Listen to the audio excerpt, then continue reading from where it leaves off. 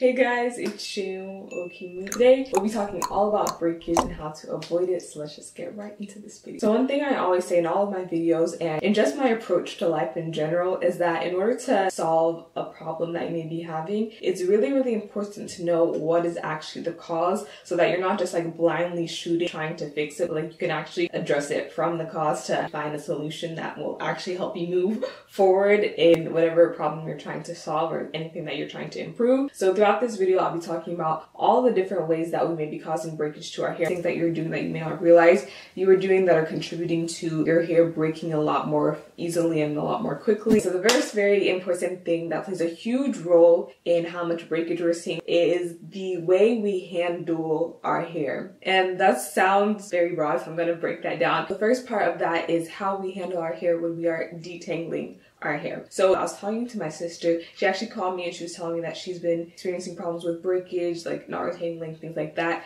And she asked for my advice and I'm like, let's FaceTime. I want to see like what your wash day approach is and maybe some things that you may be doing that you don't realize are contributing to breakage.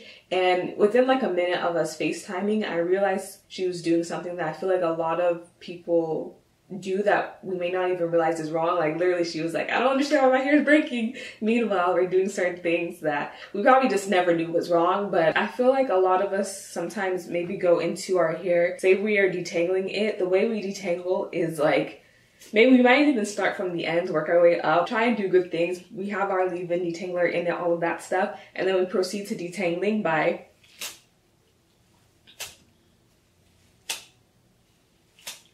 I hope for most of you guys, you can tell what I'm doing wrong, but I know for a lot of you guys, that probably looks normal. But this is what is contributing to breakage for a lot of us because I don't think we realize how rough doing this all the time whenever we are detangling our hair, how much damage that is doing to our hair, how much breakage we are experiencing every time we do that to our hair. The way you approach your hair, are you approaching your hair like this battleground and you need to fight and conquer versus a part of your body that you should care for and be gentle with? If we could actually feel what we are doing to our hair, if our hair could talk, what would it be telling you?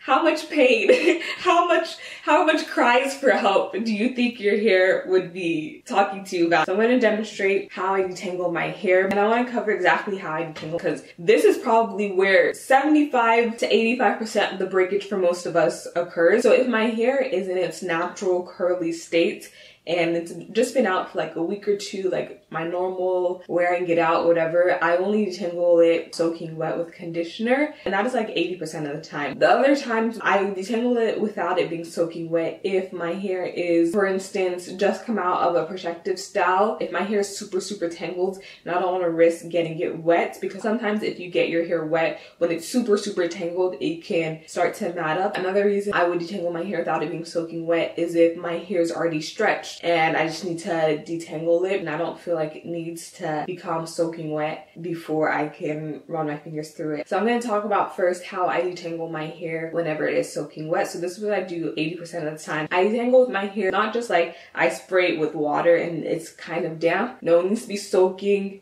dripping wet. If I can do it under running water, even better. Most of the time I actually detangle my hair in the shower, but essentially just get your hair soaking wet with conditioner. Getting your hair soaking wet instead of just like slightly damp really makes a huge difference in making it a lot easier for you to detangle your hair. And I like to use my fingers. Using my fingers makes it a lot easier to not be so rough on my hair because I can physically feel, even if I can't physically feel my hair being pulled and broken and in pain, I can feel with my other fingers how gentle I'm being. And if I run into a tangle, I can address that tangle and remove the tangle. I actually find it a lot easier and straighter to the point to detangle my hair with my fingers, but I'm not completely against the use of brushes. If you are going between a comb and a brush, use a brush to detangle your hair whenever it's soaking wet. There are so many brushes out there now that are made specifically for detangling curly hair. Using a comb like this is, you're gonna put a lot more force in certain areas that are pulled wherever it's like in the center of the comb, whereas with brushes made for curly hair,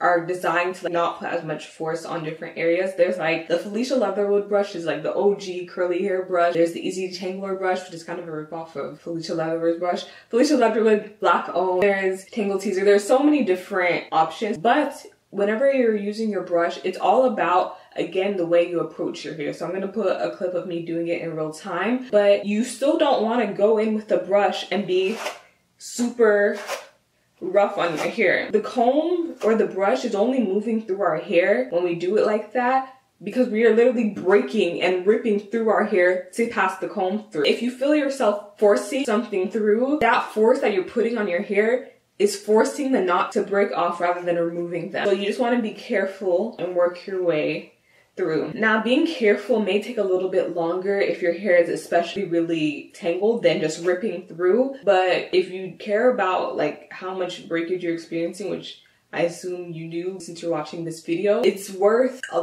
little bit extra time for the trade-off of just how much you are breaking your hair by being so rough to it whenever you are doing things like detangling it. And if you don't allow your hair to become so tangled in the first place, the detangling process won't be as difficult. So if you notice that your hair gets more tangled in certain styles, maybe you need to switch the types of styles that you do. Maybe you need to do more stretch styles that your hair won't be fully shrunken and more likely to maybe tangle up. Or if you're doing wash and goes, maybe use a stronger hold gel. I find that using a stronger hold gel kind of prevents it from tangling up too much within itself as I wear it throughout the week. So doing different things like that, kind of analyzing as you're wearing your hair, what are the styles that I experiencing the most tangling at the end of the week or at the end of the 2 weeks when it's time to wash my hair? What are things that I can do differently to avoid my hair becoming so tangled in the first place, so that the actual detangling process won't be as much of a battlefield, or I won't think of it as a battlefield. And a common place where people tangle up their hair as well is during the shampoo process. You want to make sure that you're going in a downward motion and not roughening up your hair there so that you're not creating more tangles. I always detangle my hair with conditioner after I shampoo,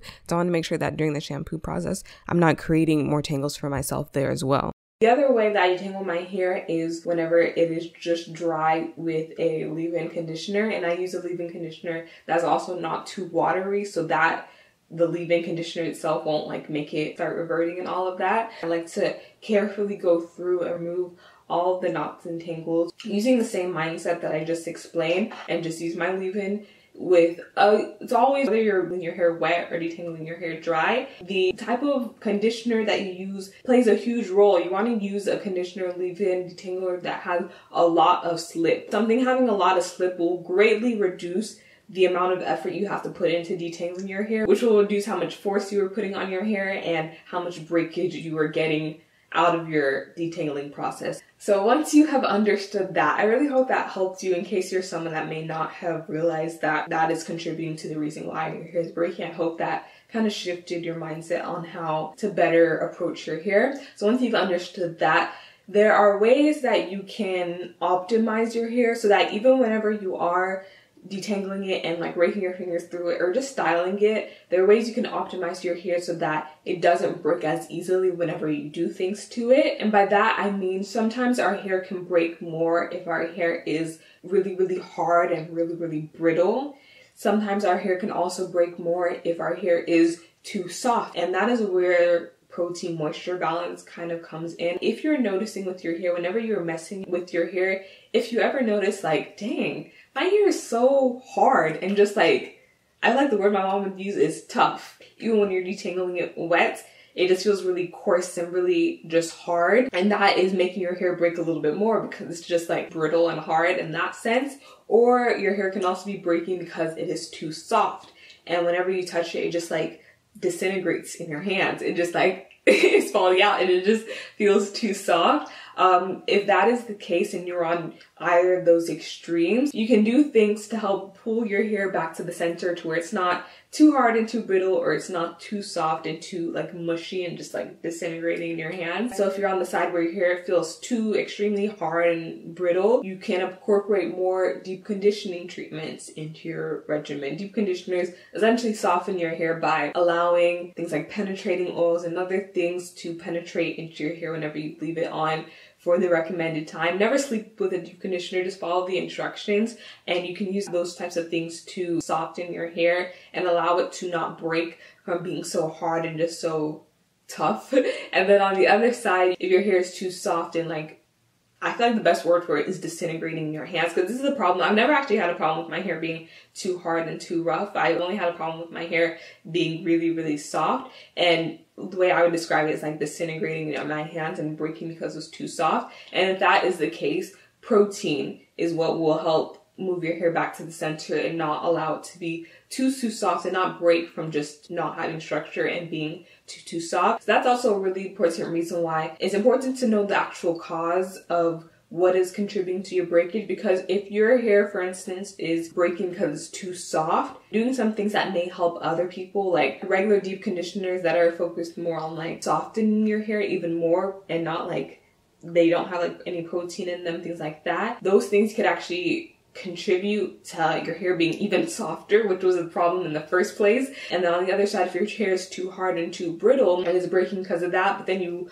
watch a video or you read or you hear that, oh, protein treatments can be good for your hair, and you try a protein treatment, you may be contributing to the problem even more by making your hair even more hard or even more brittle. So look at your hair, ask yourself if it's on any of those extremes, and if doing either more deep conditioners or protein treatments may help you, or if your hair is in the middle and you don't really notice any of those extremes, which is going to be the majority of the people watching this. You can keep your hair care routine simple. You don't need to necessarily go out and buy all of these treatments and do this and do that. I just wanted to mention that in case that is something that is affecting you. For most people, you can keep your hair care routine simple. The simpler, the better. But if your hair is on any of those extremes, you could benefit from either deep conditioners or protein. So once you've understood all of that, you've one, changed your approach to your hair if you're being really rough on it. You've two, looked at your hair and see, is it on any of these extremes? Would doing more deep conditioners or protein treatments benefit me? Then it's also important to know that the amount of gentleness required that you put on your hair before it breaks will vary from person to person. And by that, I mean, say you and your cousin Brittany are both super rough on your hair. You guys do the same exact things to your hair, and neither of you guys have like any problems with your hair being overly soft or overly hard. You just do your normal hair care. You guys are both being rough, but your hair experiences a lot more breakage than hers, and you may not be understanding why. That is where it's important to know that there are different factors that can be contributing to you experiencing more or less breakage. The first being the thickness of your hair, genetics. If your hair is physically thicker, like if each hair strand on your hair is thicker than your, or is thinner, is finer than your cousin Brittany's, your hair will require less force before it breaks. The thicker each individual hair strand on your head is, the more force you can put on it before it experiences as much strain and before it experiences as much breakage. So that can be very beneficial in knowing if you have finer hair, you will need to be a little bit gentler because your hair will experience breakage a little bit faster if you're doing the same things and being super rough on your hair. And I feel like that is really powerful knowledge to know and understand. If you have finer hair, your hair just wants you to be a little bit gentler to it. And if you can be gentler to it, you'll experience less breakage. So that's the first thing, the thickness of your hair. The other thing would be chemical treatment. So if you've ever bleached, permed, dyed your hair, any type of chemical treatments, your hair will break a little bit more easier than hair that has never been chemically treated. So your hair will require you to be more gentle with it if you've done any type of chemical treatments. And the third thing that can contribute to differences in person to person and how gentle you have to be before you start to experience breakage is your past history with your hair. So even if you've never done any type of chemical treatments, you've never dyed, bleached, permed, or done any type of thing to your hair can still have become weakened by how you were with your hair in the past. And by that I mean you being rough on your hair in the past led to your hair becoming weakened, so that in the present day, even if you and again your cousin Brittany have the same hair and maybe she's been a lot gentler in the past 3 years that she's had her hair, whereas you've been really rough in the past with your hair at this point in time will be a lot weaker and will break a lot easier moving forward just because of the harshness that you have put on it in the past. Your hair will be in a state now that will allow it to break a little bit more easier just because it has become more worn than hair that maybe hasn't gone through all of that wear and tear and that harshness. But now that you know these things, you can start to move forward and not allow these things to happen moving forward. But you can just bear that in mind, that the past things have weakened your hair, and that moving forward you will experience breakage more easily, which just means that moving forward you should take extra care in being more gentle to your hair. And that leads us into the second big point and the second half and major part of this video, which is the whole idea of, even if you're being super gentle with your hair, the more often you do stuff to your hair, the more you are wearing your hair out and leading to breakage more quickly. So by that I mean, say you're being super gentle with your hair, and every time you comb it, you're being super gentle. Even this gentleness that I'm showing you right here is contributing to the weakening of your hair. It's called tensile fatigue, and it applies to materials other than hair as well, but hair is a really good application for it. But essentially, every time that you are doing something to it, you're putting a fatigue or a small stress on your hair that over time adds up and leads to breakage. And this was like so profound to me because it allowed me to understand why my hair was still breaking even though I was being super gentle to it. Like, I never approached my hair like as a battleground. I was always super gentle with it, but just doing stuff to it repeatedly, even if I was being super gentle, the more you do that repetitive act, the more fatigue and the more stress you're putting on your hair that is over time wearing it out and leading to breakage. Especially if you don't have hair that is super resistant to breakage. Like the things I talked about, the factors that can make your hair respond differently, the genetics, the chemical treatments, and past wear and tear. So if that is the case and you're being super gentle and you're still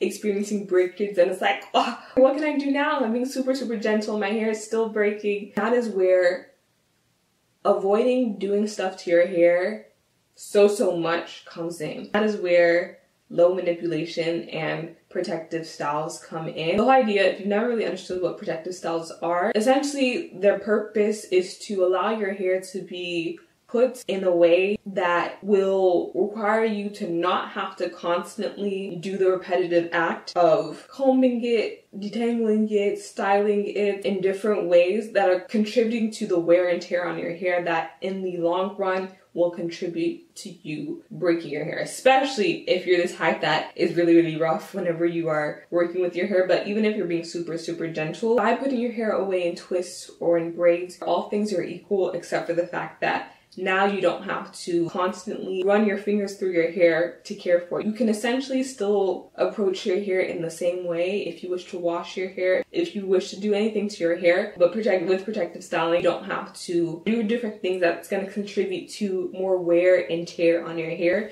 whenever it is just normally left out, and in the long run reducing the amount of breakage you are seeing. So that's why protective styling can be extremely beneficial in preventing breakage on our hair. The problem sometimes though is that the styles that we may put in are themselves causing you breakage, which kind of defeats the whole point. If your intent in putting the style was actually to limit how much breakage and protect your hair, things like that, which it may not be, you might have just put it in for the style. But if your intent was to prevent breakage on your hair and was to protect your hair by putting it away in these styles, then you need to be careful in how you choose what styles you are doing so that the styles you are doing aren't themselves causing you more breakage and leading to the whole thing that you were trying to avoid in the first place. So it's really easy for these styles to end up being the thing that is causing us more breakage if you don't approach them properly. So yes, by putting your hair in a certain style, you may be avoiding the breakage from the daily or weekly wear and tear, but you may be causing breakage from your hair or your braids being too tight or your braids being too heavy, especially if you have finer hair. Or you may be avoiding the breakage from daily wear and tear by putting your hair away, but you may be causing more breakage from you constantly gluing down or rubbing things along your hairline. You may be limiting the breakage that comes with constantly combing and messing with your hair by putting your hair away, but you may be causing breakage from the process you use to put your hair in that style. Especially if you're going to someone else, how rough are they being to your hair? Are you blow drying your hair really roughly every time you put it away in braids? Or the process of you taking it down? Are you ripping through your hair whenever you're taking it down and breaking it then? Doing all the things I talked about at the very beginning of this video and just ripping through your hair whenever it's been away and hasn't been detangled in a while, and you take that as an opportunity to rip through and break your hair then. Because the thing about breakage is it happens very quickly. Even if you have gone all of this time without allowing yourself to break your hair by putting it away, you can't have your hands in it, all that stuff. In that one day, the amount of damage you can do to your hair to break your hair, even if it's not in protective styles, just generally,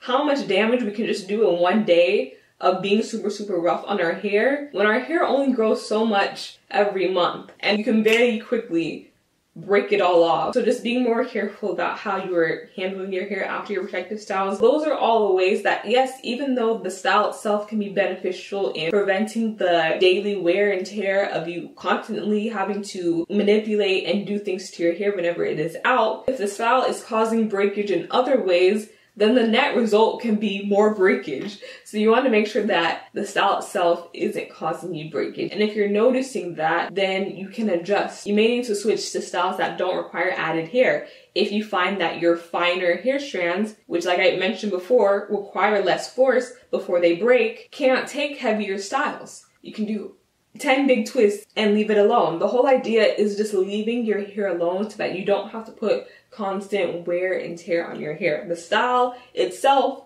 that you're using to put your hair away shouldn't be causing you more breakage. And I have a full video that dives deeper into protective styling and some of the ways they may be approached incorrectly that can be contributing to breakage. That video is like an hour long and I tried to condense it into less than 20 minutes. This video is probably also going to be very long, but let me know also if you are okay with longer videos. I have a lot to say about these topics, but I don't want to like talk too much. I can go more in depth on these things. Just let me know if you like longer videos. I will make them because I have a lot to say about these things.